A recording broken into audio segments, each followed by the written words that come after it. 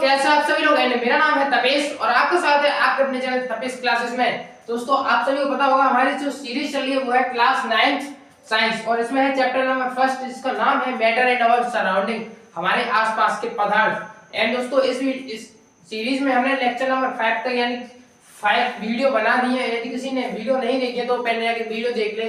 और आज का जो लेक्चर रहेगा वो लेक्चर नंबर 6 रहेगा। आज के हम जो लेक्चर में बात करेंगे वो करेंगे एनसीईआरटी बुक है और उसमें हमारा जो आज का जो हेडिंग है वो है 1.4 और जो एनसीईआरटी में जो हेडिंग है 1.4 है क्या पदार्थ अपनी अवस्था चेंज कर सकता है, और उसके बारे में जानेंगे कि पदार्थ जो अपनी अवस्था चेंज कर सकता है या नहीं कर सकता।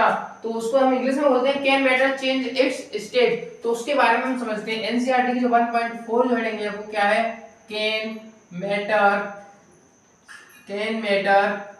Change it's state.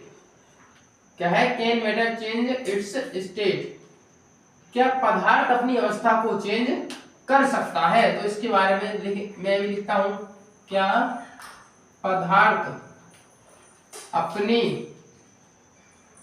अवस्था, क्या है अवस्था। टॉपिक क्या है हमारा आज का, can matter change it's state, यानी कि जिसे हम हिंदी में बोलते हैं क्या पदार्थ अपनी अवस्था परिवर्तन कर सकता है। यहाँ पे क्या है, चेंज का मतलब या तो बदल लिख सकते हो यानी कि बदल सकता है या परिवर्तन कर सकता है। तो एक ही बात समझिएगा इनको। तो इस टॉपिक के अंदर हम डिस्कस करेंगे कि पदार्थ अपनी अवस्था को चेंज कर सकता है तो कैसे चेंज करेगा, और यदि चेंज कर रहा है तो उसके एनर्जी पर कुछ इफेक्ट पड़ेगा और कुछ ना कुछ उसकी टेम्परेचर पे बहुत असर पड़ेगा। तो उसके बारे में हम डिस्कस करते हैं कैसे इफेक्ट, कैसे परिवर्तन होगा। तो सबसे पहला क्वेश्चन यहाँ पे यही आता है कि पदार्थ अपनी अवस्था बदल सकता है या नहीं। तो इसके बारे में थोड़ा समझिएगा। मान लीजिए इस प्रोसेस को समझने के लिए बहुत आसान है, समझिएगा ध्यान से। तो दोस्तों अब हम समझते हैं इसको। मान लीजिए मैंने एक यहाँ पे बर्फ ली, क्या ली, बर्फ। तो बर्फ का कुछ बर्फ जो होती है वो ठोस होती है यानी कि बहुत ज्यादा मजबूत होती है। तो मैंने एक बर्फ का क्या लिया, क्रिस्टल लिया। ये बर्फ का क्रिस्टल मानिएगा, ये क्या है, बर्फ का क्रिस्टल है, ठीक है।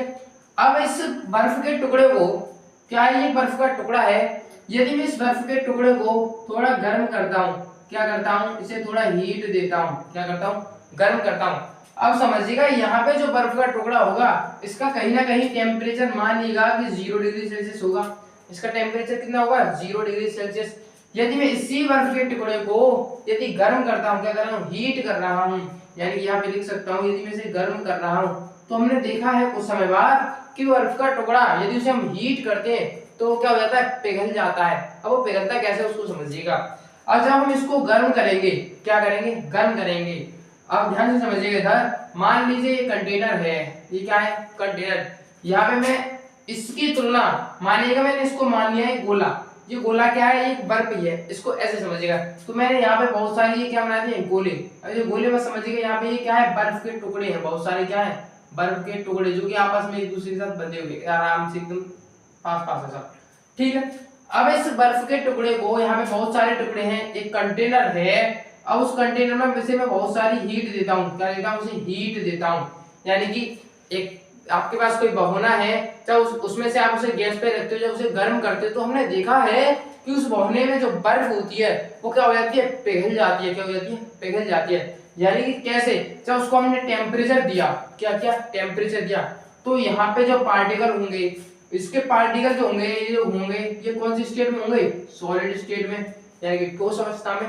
जब हम इसको गर्म करते हैं तो मैंने आपको लास्ट क्लास में बताया था कि बर्फ के जो पार्टिकल होते हैं वो जो एनर्जी होती है, उनमें जो पार्टिकल होते हैं, जो मॉलिक्यूल होते हैं, उसके जो मॉलिक्यूल होते हैं वो एनर्जी यानी घूमते हैं। तो वो जो घूमते हैं वहां पे एक होती है कंपन, वो क्या करते हैं, दौड़ते हैं, तो क्या करते हैं, कंपन करते हैं। कंपन का मतलब मैंने आपको ऐसे कुछ बताया था, ये क्या है, तरीके कंपन करना। तो जो सॉलिड के जो पार्टिकल होते हैं वो क्या करते हैं, यहाँ पे कंपन। तो जैसे ही हम इसको हीट देंगे, क्या कहा मैंने, यहाँ पे जो आइस होगी, बहुत सारे आइस के जो टुकड़े होंगे, इसे हम बहुत सारे हीट देंगे तो उसके पार्टिकल जो है कंपन करने लगेंगे। और कुछ समय ऐसा आएगा कि कंपन करते बहुत ज्यादा हीट देने पर वो फैल जाएंगे, क्योंकि ये हमने प्रैक्टिकली देखा है। तो आप खुद कर सकते हो उसे कि एक आप भगोना लीजिएगा और उसमें बर्फ के टुकड़े डालिएगा। क्या आप बर्फ के टुकड़े डालिएगा, तब उसे आप जब गैस पे रखते हो, जब उसे आप हीट करते हो यानी जो गर्म करते हो, तो हमने प्रैक्टिकली में देखा है कि बर्फ के जब उसमें टुकड़े जो होते हैं उसे हम गर्म करते हैं तो वो क्या होने लगते हैं, थोड़े थोड़े पिघलने लगते हैं, जिसे हम बोलते हैं मेल्ट। क्या बोलते हैं? मेल्ट। तो पिघल रहे हैं, तो पिघलने के बाद क्या हो जाता है, दूर दूर यानी कि पार्टिकल से हौले हौले पिघलेगा तो वो दूर दूर हो जाएंगे, यानी कि बर्फ के टुकड़े फैल फैल के बहुत दूर दूर हो जाएंगे। तो वहां पे क्या हो जाएगा, पानी जो है वो फैल जाएगा। वह पानी ही था पर लेकिन उसे नाम दे दिया गया है जब कम डिग्री सेल्सियस था यानी कि 0 डिग्री सेल्सियस टेम्परेचर था, तो उसको हमने नाम दे दिया है क्या, बर्फ था। तो बर्फ ही पानी होती है पर लेकिन इसे नाम दे दिया गया है अलग से, यानी कि जल। पानी जो है अब भी यहाँ पे जो पानी है पर लेकिन इसकी स्टेट बदल गई है, अवस्था बदल गई है, इसको उस अवस्था को हमने नाम दे दिया है बर्फ। तो यहाँ पे भी हमने इसको जब गर्म करते हैं तो हमने प्रैक्टिकली देखा है, तो वो जो है नॉर्मल टेम्परेचर पे वो सब में जो है पानी यहाँ पे जो बर्फ होती है वो फैल जाती है। क्या हो जाती है? फैल जाती है। कैसा होता है? फैल जाती है। तो अब हम इसको समझते हैं, तो यहाँ पे जो वाटर था, यहाँ पे जो आइस थी, जो बर्फ थी, अब वो मेल्ट होके पानी बन गया है। था पानी पर लेकिन वो मेल्ट हो गया। कैसा हो गया? मेल्ट हो गया है। यहाँ पे जो पानी था यानी कि H2O, यहाँ पे उसका टेम्परेचर कैसा हो गया है, अब उसके बारे में हम डिस्कस करेंगे कि होता क्या है यहाँ पे, टेम्परेचर पर क्या प्रभाव पड़ता है। टेम्परेचर बढ़ता है या नहीं बढ़ता है, तो कैसे, यदि नहीं बढ़ता है तो अवस्था कैसे चेंज हो गई, यदि बढ़ रहा है तो अवस्था कैसे चेंज होगी, और यदि नहीं हुई तो कैसे नहीं हुई। तो अभी हमने क्या कहा कि जैसे हमने बर्फ का टुकड़ा लिया और बर्फ के टुकड़े को हमने थोड़ा गर्म किया तो वहां नॉर्मल टेम्परेचर यानी कि वाटर जो है मेल्ट हो गया यानी कि पिघलने लग गया। यदि हम उसको और गर्म करें, उसको क्या करें और हीट दें, तो हमने देखा है कि पानी जो है, पानी को हम यदि और हीट गर्म करते हैं तो वो उड़ने लगता है। क्या करने लगता है, यानी बाष्प बन के वो उड़ने लगता है, यानी कि इवोपरेशन होने लगता है, जिसे हम बोलते हैं इवोपरेशन। बर्फ से क्या बन गया, जल, यानी बर्फ से पानी बन गया जो कि नॉर्मल टेम्परेचर पे था, और पानी से बन रहा था उसकी गैस। यानी कि जो बर्फ होती है, बर्फ की भी क्या है, तरीके का जल है। क्या है? जल। यानी कि पानी का क्या होता है, सॉलिड स्टेट में बर्फ को हम क्या बना सकते हैं, बर्फ को बना सकते हैं हम क्या, जल। यानी कि जल ही यहाँ पे जो नॉर्मल टेम्परेचर की बात कर रहा हूँ मैं, किसकी, नॉर्मल टेम्परेचर, और उसी को हम बना सकते हैं कौन सी फॉर्म में, गैस फॉर्म में। तो इसका मीन्स यहाँ पे भी यह पानी था, यहाँ पे भी पानी है और यहाँ पे भी पानी है, यानी कि तीनों अवस्थाओं में पानी है। पर लेकिन एक बार मैंने बच्चों से क्वेश्चन पूछा कि यदि हम एक कंटेनर में बर्फ लेते हैं और एक कंटेनर में नॉर्मल टेम्परेचर पे वाटर लेते हैं, यानी एक पे लेते हैं ठोस अवस्था में पानी और एक पे लेते हैं लिक्विड अवस्था में पानी, तो मुझे बताइएगा कि इस वाली कंडीशन में इसका फॉर्मूला क्या होगा और इसका फॉर्मूला क्या होगा। तो ज्यादातर बच्चों का आंसर गलत आता है, पता नहीं क्या सोचते हैं। तो मुझे बताइएगा, यहाँ पे भी तो पानी था, बस उसकी अवस्था बदल गई है और तो कुछ नहीं बदला है। तो यहाँ पे भी जो मॉलिक्यूल होंगे जब वो बना होगा तो तब भी तो वो इससे बना होगा, H2+O से बना होगा। अब ऐसे ही ये अलग अलग हो गया है, यानी कि ये फैल गया है, बस ये पहले ठोस अवस्था में था वो फैल गया है, तो फॉर्मूला तो उसका अलग थोड़ी हो जाएगा। फॉर्मूला भी क्या रहेगा, H2। ये बस बहुत बड़ी बात नहीं है, वैसे आप ये से याद रखिएगा, फॉर्मूला चेंज थोड़ी हो जाए। यदि हम ऐसे उसे गर्म करते हैं तो गर्म करने पर यदि कुछ और थोड़ी घुसा है, हमने केवल गर्म किया है, तो गर्म करने पर उसका फॉर्मूला तो ऐसे चेंज नहीं होता है। आप इस बात को याद रखिएगा। तो इसका मतलब क्या है, हमारा क्वेश्चन क्या था यहाँ पे, क्या पदार्थ अपनी अवस्था बदल सकता है? जी हाँ, पदार्थ ने अपनी अवस्था बदल ली है। यहाँ पे वो सॉलिड स्टेट में था, यहाँ पे लिक्विड स्टेट में है और यहाँ पे गैस स्टेट में है। तो अब अगला यहाँ पे है टॉपिक आता है हमारा 1.4 के अंदर 1.4.1। यदि पदार्थ अपनी अवस्था बदल रहा है तो उस पे तापमान पर क्या प्रभाव पड़ता है। तो अब हम चलते हैं अगले टॉपिक की तरफ, ऑफ चेंज ऑफ टेम्परेचर, तापमान परिवर्तन का प्रभाव। यानी कि टेम्परेचर को हम बोलते हैं तापमान, चेंज को परिवर्तन, ऑफ माने का, तापमान परिवर्तन का प्रभाव, इफेक्ट माने प्रभाव। तो टॉपिक क्या है हमारा, तापमान परिवर्तन का प्रभाव, तापमान परिवर्तन, तापमान परिवर्तन का प्रभाव। तो इसको हम बहुत डिटेल में समझेंगे। ये जो टॉपिक है आपकी बुक का, यानी आपकी बुक में केमिस्ट्री में बहुत ही ज्यादा मोस्ट इंपोर्टेंट टॉपिक यहां से निकल के आएगा। Effect of change of temperature, effect of change of temperature, तापमान परिवर्तन का प्रभाव में बहुत ही मोस्ट इंपोर्टेंट टॉपिक यहाँ से निकल के आता है। तो तापमान का प्रभाव क्या पड़ता है जब हम किसी को स्टेट चेंज करते हैं, तो समझिएगा। तो मान लीजिए मैंने पास कोई कंटेनर है, क्या है, कंटेनर है, और इस कंटेनर में जो मेरे पास जो आइस थी, ये क्या थी, यहाँ पे बहुत सारी आइस थी, यहाँ पे मतलब ये इसकी मैं मान लीजिए ये सब क्या है, आइस थी।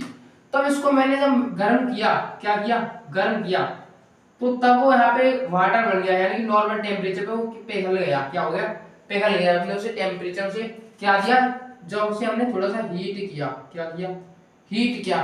तो अब मुझे बताइएगा, क्या जब हमने इसे हीट किया, अब दोनों का लेवल मानिए बराबर है, दोनों का लेवल कैसा है, बराबर, जितना इसका था उसी का उसका भी उतना जितना ही है। तो हमने देखा है रियलिटी में, मैं आपको बता दूं कि जब हम हमारी जो बर्फ है, यहाँ पे ये क्या है, हमारी आइस है, क्या है ये आइस, जब हम इसको मेल्ट करते हैं, यानी कि जब इसे गर्म करते हैं, तो नॉर्मल टेम्परेचर यहाँ पे जो बर्फ, यहाँ पे जो वाटर होगा वो क्या क्या है, नॉर्मल टेम्परेचर, क्या है, नॉर्मल टेम्परेचर है उसका, क्या है, नॉर्मल टेम्परेचर। तो जब उसे हीट करते हैं तो यहाँ पे जो वाटर है वो नॉर्मल टेम्परेचर का पिघलने लग जाता है। तो मुझे बताइएगा इसका जो टेम्परेचर था बर्फ का कितना पढ़ाया जाता है आपको, मतलब जो पानी होता है वो 0 डिग्री सेल्सियस पर बर्फ बन जाता है। अब वही जो टेम्परेचर है, यहाँ पे जो टेम्परेचर है और यहाँ पे भी टेम्परेचर कितना है, 0 डिग्री सेल्सियस, कितना है, 0 डिग्री सेल्सियस। तो मुझे बताइएगा जब यहाँ पे जो बर्फ थी, क्या काम है, जब यहाँ पे बर्फ थी तो बर्फ का टेम्परेचर कितना था, 0 डिग्री सेल्सियस। उसके बाद में हमने इसको हीट दी है, क्या किया, इसको हमने हीट दी है, और तब भी हीट करने के बाद तब वो पिघल गया, यानी कि फैल गया है। फैलने के बाद भी आगे जाके हमने देखा है, मैं बता रहा हूँ, उसका टेम्परेचर 0 डिग्री सेल्सियस है। तो हमने इसको कुछ हीट दी, कुछ गर्म की, यानी गर्म किया हमने बर्फ को, तो उसका टेम्परेचर बढ़ना चाहिए था, क्योंकि हीट का कुछ ना कुछ टेम्परेचर से संबंध है। उसे हीट देंगे, गर्म होगा तो टेम्परेचर बढ़ेगा, ये तो फिक्स है। पर लेकिन यहाँ पे टेम्परेचर नहीं बढ़ा, उसका क्या कारण है, उसको बहुत जानना बहुत ज्यादा जरूरी है। तो जब हमने आइस को हीट किया तो उसने टेम्परेचर तो लिया, उसने कुछ का कुछ टेम्परेचर बढ़ा। टेम्परेचर बढ़ा केवल किसमें है कि यहाँ पे जो टेम्परेचर उसने जो एब्जॉर्ब किया था, जैसे मान लीजिए जो बर्फ होती है उसने जो आपने हीट दी थी, उस हीट का प्रयोग उसने अपने आप को एक्सपेंड करने के लिए यूज किया है। यानी कि जिसे हम हीट दे रहे हैं बर्फ को, उसने उस हीट का यूज कर लिया है अपने आप को फैलाने में, ना कि उसने जो हीट अपने अंदर खाई है, हीट उसके अंदर बढ़ी नहीं है, उसने हीट को एब्जॉर्ब कर नहीं रखा। यानी कि इसका मतलब ये नहीं है हीट मिली और उसने एब्जॉर्ब कर ली, ऐसा कुछ नहीं हुआ। हीट मिली और उसने अपने पास ली और अपने आप को फैला लिया। तब वो पहले इतना सा था, उसने वो फैला लिया, यानी बड़ा हो गया है, अपने आप को एक्सपेंड कर रहा है। तो इस तरीके की हीट को, यानी कि ऐसी हीट, यहाँ पे भी 0 डिग्री सेल्सियस टेम्परेचर है, यहाँ पे भी 0 डिग्री सेल्सियस टेम्परेचर है, यानी कि जो हमने इसे हीट दी है, क्या कहा मैंने, हमने जो इसे हीट दी है, उस हीट का प्रयोग इसने अपने आप को एक्सपेंड करने के लिए कर लिया है। इसका मींस वो जो हीट थी, यानी कि गुप्त थी, कैसी थी, गुप्त, यानी कि अंदर की, यानी कि लेटेंट, यानी लेटेंट का मतलब होता है गुप्त, जिसे हम हिंदी में बोलते हैं गुप्त, यानी कुछ ना कुछ हीट इसने क्या कर ली, एब्जॉर्ब। इसको आप कुछ ऐसे समझिएगा, जैसे मान लीजिए आपको आपकी माता जी ने, आपके पिताजी ने आपको 20 रुपए दिए, कितने दिए, मान लीजिए आपको 100 रुपए दिए, कितने रुपए दिए, 100 रुपए। तो आपके पास वो 100 रुपए थे, क्या थे, 100 रुपए थे, वो जो है आपने रख लिए, क्या कर लिए, वो आपने 100 रुपए रख लिए जेब में, आपने अपनी पॉकेट मनी में 100 रुपए दुबका के रख लिए, और एक दिन 100 रुपए और दिए, तो आपके पास टोटल रुपए हो गए 200, ठीक है। तो अब आपके कुछ समय बाद आपके पिताजी ने आपको दिए 50 रुपए, कितने रुपए दिए, 50 रुपए। और आपके पिताजी ने कहा कि जा लाला कि कॉलेज जाओ, कि आपके पिताजी ने कहा आपसे कि आज जो है आपको यहाँ घर पे खाना नहीं बन रहा, कि आप बाहर से खाना खाइएगा। तो ऐसा तो जरूरी नहीं है कि आप जो है 50 रुपए में अपना पेट भर सकते हो, तो ऐसा नहीं है। तो आप जो है, आपके पिताजी ने केवल आपको 50 रुपए दिए हैं उस टाइम, और आपके पिताजी को ये नहीं पता कि बेटे के पास 100 रुपए पहले से हैं, यानी कि 200 रुपए, 100 पहले दिए थे उसको भूल चुके हैं मानिएगा, अब आपके पास वो अंदर रखे हैं। कैसे रखे? अंदर। तो ऐसे ही जब पिताजी ने आपको 50 रुपए दिए थे कुछ खाने के लिए, आपने वो तो खा लिए, अब आपको भूख और लग रही थी, तो आप जो अपने अंदर से पैसे निकालोगे, यानी कि किसी, अब बाहर से आप पिताजी को नहीं पता कि उस पैसे थे, अब आप अंदर अपने अंदर के पैसे निकालोगे, लेटेंट यानी कि गुप्त, जो दुबके हुए हैं। तो ऐसे ही यहाँ पे कुछ हीट है जो कि कैसी है? लेटेंट। कैसी है? लेटेंट। हमारे पास पैसे थे यानी कि लेटेंट पैसे, यहाँ पे क्या है? हीट है, तो उस हीट को हम बोलते हैं लेटेंट हीट। क्या बोलते हैं? Latent heat. तो जब आप यूज करोगे उन पैसों को खाने के लिए, यानी 50 में तो पेट नहीं बढ़ेगा, तो आप 50 रुपए से और निकालोगे उसमें से, या 100 भी निकाल सकते हो, जितने निकालोगे जितने में आपका पेट भर जाए। जितने आपके पास थे, टोटल थे 200 रुपए, अरे फिर उसके बाद 50 मिल गए, वो तो अलग मिले थे बाद में, बहुत काफी टाइम बाद, ठीक है। तो ऐसे ही आपने वो 50 खर्च कर लिया, वो तो सामने थे, पर लेकिन जरूरत के समय पे आपको वो पैसे निकालने पड़े, यानी कि लेटेंट थे, वो गुप्त रखे थे। तो वो पैसे तो लेटेंट पैसे, ऐसे ही यहाँ पे एक हीट है, तो उस हीट को हम कहेंगे लेटेंट हीट। Latent heat. अब इसको नाम से बहुत क्लियर है, इसको हिंदी में कहा जाता है गुप्त ऊष्मा। क्या कहा जाता है इसे? गुप्त ऊष्मा। यानी कि जो ऊष्मा कैसी होती है? गुप्त। इसे हम बोलते हैं हिंदी में गुप्त ऊष्मा। यानी कि गुप्त ऊष्मा, यानी कि गुप्त माने अंदर की ऊष्मा, ठीक है। तो ऐसे ही लेटेंट हीट क्या है कि हमने जो इसे टेम्परेचर दिया, इसने वो टेम्परेचर को अपने आप में एक्सपेंड करने के लिए यूज कर लिया, ना कि इसका टेम्परेचर बढ़ा। तो वो जो हीट थी उस हीट को हम लेटेंट हीट कहते हैं, यानी कि क्या कहते हैं? गुप्त ऊष्मा। तो मैं समझता हूँ यहाँ पे टेम्परेचर का प्रभाव आपके समझ में आया होगा। Effect of change of temperature है तापमान परिवर्तन का प्रभाव। जब स्टेट चेंज हो गई तो यहाँ पे कोई भी परिवर्तन नहीं हुआ, तो वो जो हीट थी, यानी अवस्था में परिवर्तन हुआ, टेम्परेचर अवस्था में परिवर्तन हुआ, टेम्परेचर में परिवर्तन नहीं हुआ। क्यों? क्योंकि यहाँ पे एक हीट थी और उस हीट को हम कहते हैं लेटेंट हीट। समझ में आया होगा आपके? तो समझ में आया होगा दोस्तों आपके। अब हम चलते हैं थोड़ा आगे की तरफ, है कि हमने जब सॉलिड को यहाँ से लिक्विड बनाया, क्या बनाया? लिक्विड बनाया। यानी यहाँ पे कौन सी अवस्था में था ये? सॉलिड। यहाँ पे है लिक्विड स्टेट में। तो सॉलिड से लिक्विड बनाने में जो टेम्परेचर दिया जाता है, यहाँ पे कुछ ये मान लीजिए, यहाँ पे कुछ क्या दिया? टेम्परेचर। तो सॉलिड से लिक्विड बनने के लिए, किस क्या बनने के लिए? लिक्विड बनने के लिए टेम्परेचर, यानी कि उसे पिघलाने के लिए जो टेम्परेचर दिया जाता है, उसको हम बोलते हैं मेल्टिंग पॉइंट। क्या बोलते हैं? Melting point. क्या बोलते हैं? Melting point.